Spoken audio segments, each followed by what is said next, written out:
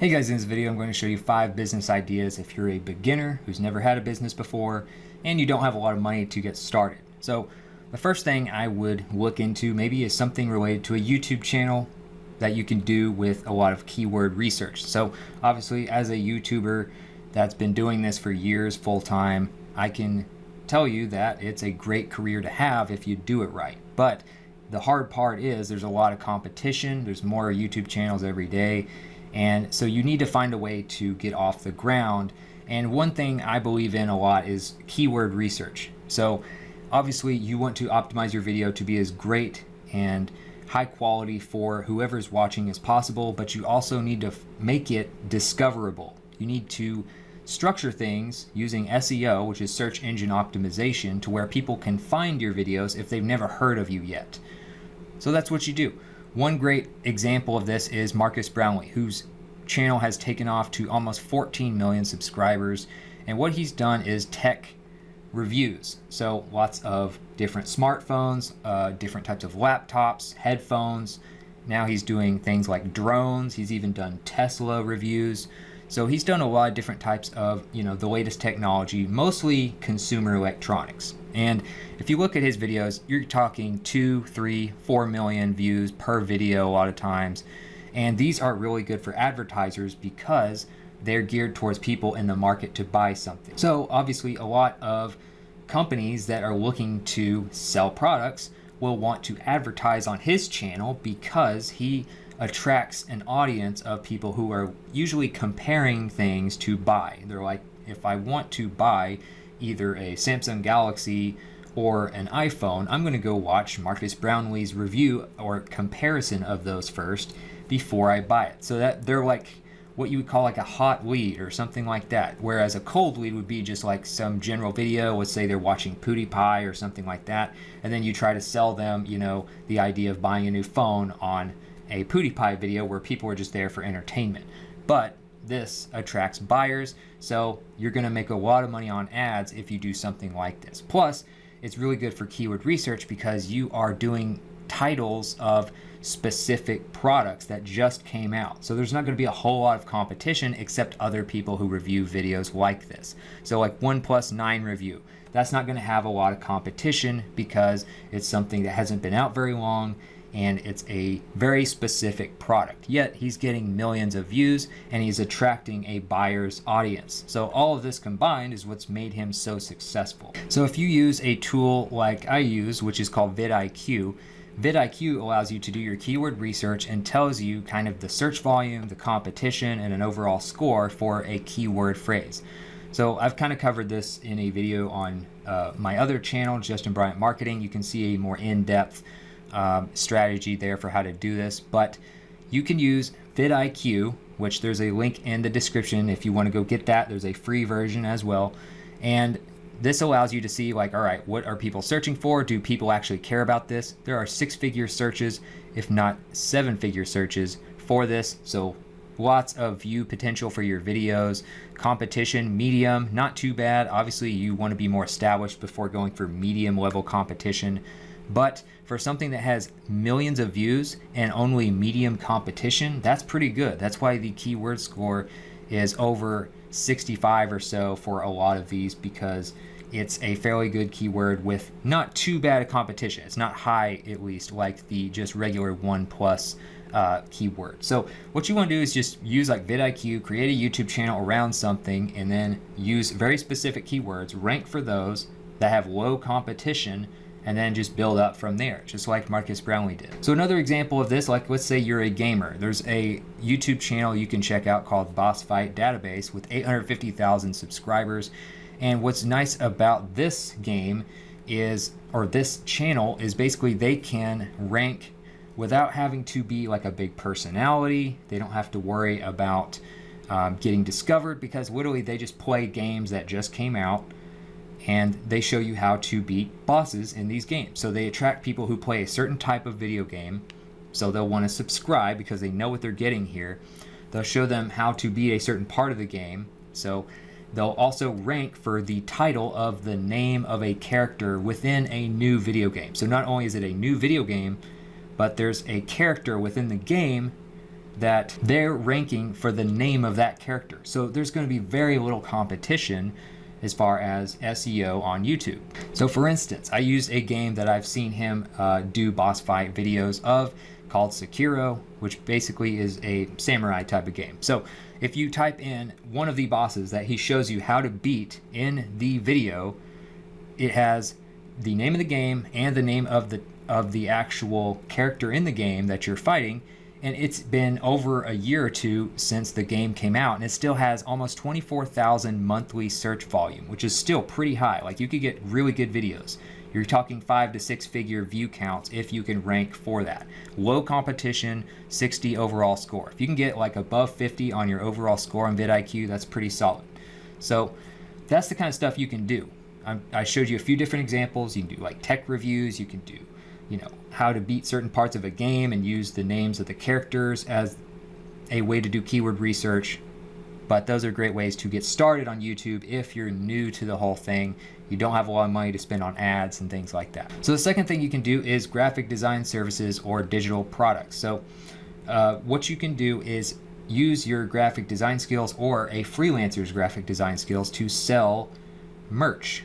And you can use this. You can get traffic using social media for free. You can use YouTube for free.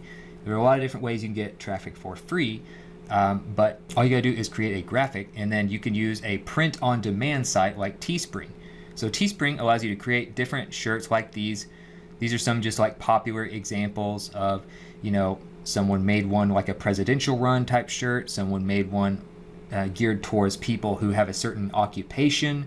That's kind of funny. It's a definition shirt for engineers. You have something that has to do with like just coming together in your state or your country.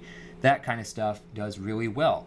And if you can find someone who creates this design for, $100 or whatever it is, you can have Teespring do everything else for you. So instead of you having to deal with manufacturers and sell a bunch of units out of your garage and be in the hole for thousands of dollars before you actually make your first t-shirt sale, you can do it print on demand, which means nothing gets made until someone buys it. When they buy it online, you don't even need your own website. Teespring will host it for you.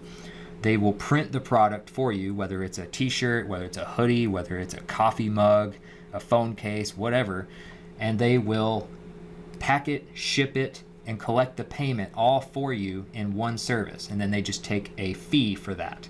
So if you can come up with a good graphic, something that should do well as far as, a niche type of t-shirt or something, you can use a print-on-demand service like Teespring and make really good money from that without having to actually invest any money. Again, if you want to do this for free, you have no money, create your own. You can use all sorts of different tools to do this. So again, if you're on a budget and you want to do this and you're not able to hire a graphic designer yet, you can just go to canva.com, get a free account, and then go to shirt or t-shirt ideas, and then they have actual templates for you to use, and then you can just change the colors up and all kinds of stuff. And then you can go to create a t-shirt design, and then you can add different stock photos, you can add different types of text, different fonts, all sorts of stuff to these, and just use all sorts of different templates that you can see on the side here. So like if you want to do this, you could change the color, you can do all kinds of stuff, and just customize the shirt the way you want to do it, and then take it to Teespring, and they'll do everything else for you. All you gotta do is get traffic to the Teespring buy page. So the third thing you can do is handiwork for locals. So if you are in an area that's fairly highly populated, you can find a lot of just jobs where you're doing handy stuff around the house. So I'm talking landscaping, whether you go mow somebody's yard for them, go weed eat for them, maybe you plant some flowers for them. You also have cleaning services. So you could go vacuum for somebody. You could do anything that a housekeeper would do. They'll pay you for that. You can also do assembly, like handyman type services. Maybe you mount a TV on the wall, you assemble something, you fix something, you change out a light switch, whatever it is. You can get paid to do all of this stuff at handy.com as well as taskrabbit.com. So these actually can pay you very well. You can make as much as, $50 or $60 an hour with some of these jobs, depending on where you live and what particular type of job you're doing. So if you go to Become a Pro on Handy, for instance, it'll break down a little bit of how you can get paid. So up to $22 an hour as a cleaner, like a housekeeper type job, and you're a freelancer. So you get to make your own hours, take jobs whenever you want.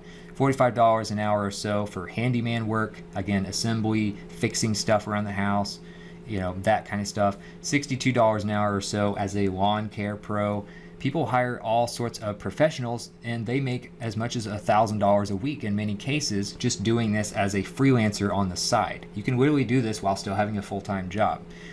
Flexible schedule, easy payments, everything's taken care of through the app. So if you think of like other apps like Uber, DoorDash, whatever else, there's a lot of different like apps out there where you have a profile, you get paid to do something as a freelancer or an independent contractor, and then, you could just kind of work on your own time. It's the same type of thing except for like handiwork. And same thing with TaskRabbit. It's literally a direct competitor to handy.com. So you can go here, look via your area, see how much you can make. So let's say if you're in the Dallas-Fort Worth area, you need help moving, you can make $40 per hour. Let's say you want to do, you can even do like personal assistant type stuff. So they actually have a lot of things on here that you might not think of.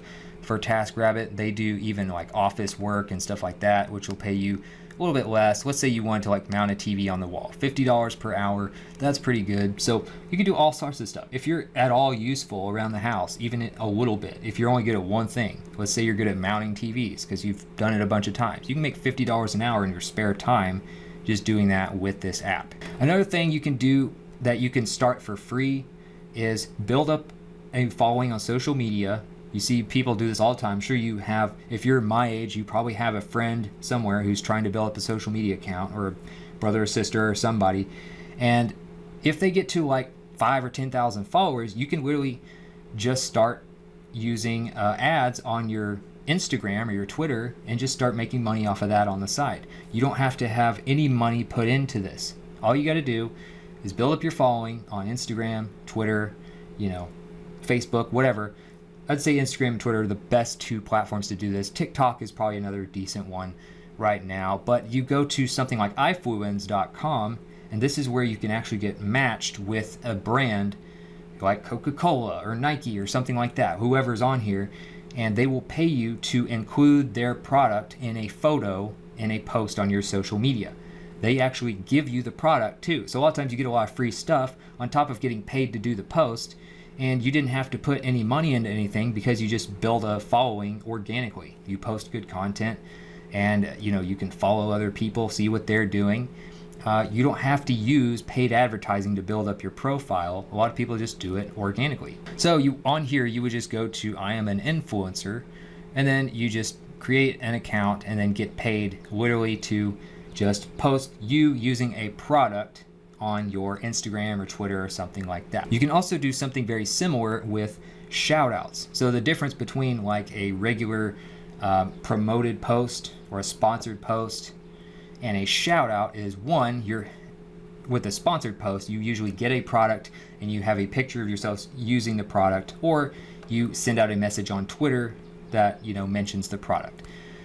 That's a sponsored post. So then you have a shout out, which is basically where you are helping another brand similar to yours that has a similar following, and you're helping them get more followers from your followers. So in other words, you might see people do a shout out or like a collaboration type of picture on Instagram. So you'll see like one influencer in fashion with another influencer in fashion, and then they'll do like a collab where they'll have pictures with each other, and then they'll have like the handle of the person they're taking a picture with, and then they might actually get paid for doing that. Now, some of them don't get paid, they just do it as a mutual collab, but some people do get paid just to mention someone else's profile in a Instagram post or a tweet or something like that. So if you want to get paid to help other profiles, just go to Shoutcart. And a lot of times you don't have to deal with products or anything like that.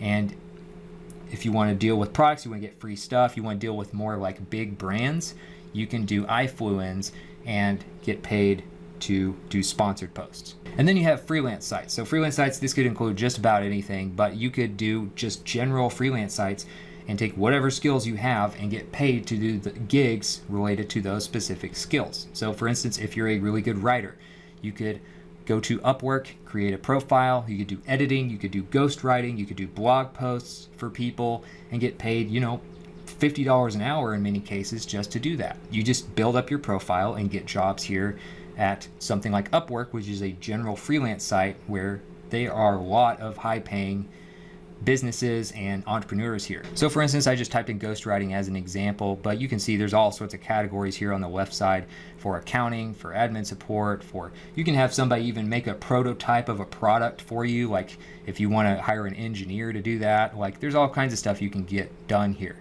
But some of these people earn $100 an hour just to, be a writer, $35 an hour, proofreading, editor, writer. You have writer and editor, $40 an hour. So look at these profiles, just see like what makes them so great, and then try to model your profile after it, but obviously be unique to yourself. You can also take whatever skills you have, especially if they're like, computer related skills like video editing, graphic design, writing, marketing, any of that kind of stuff.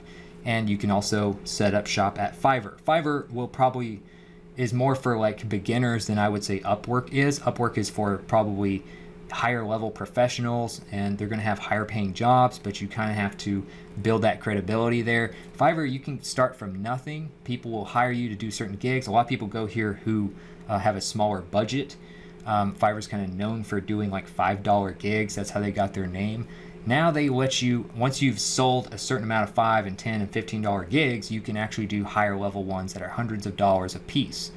But same type of thing. General freelance site. It's not specialized for any particular type of job category, but you can get paid to do all kinds of stuff. Just go to become a seller, and then you can set up your profile there. So other than that, hopefully this was helpful. 5 different business ideas right there for you that you can do if you're a beginner and you don't have money to get started, and you can use all sorts of different skills to do these pretty much no matter what situation you're in. If you have any kind of skill, you can probably make money from any one of these strategies. So hopefully you found this useful, and I'll see you in the next video.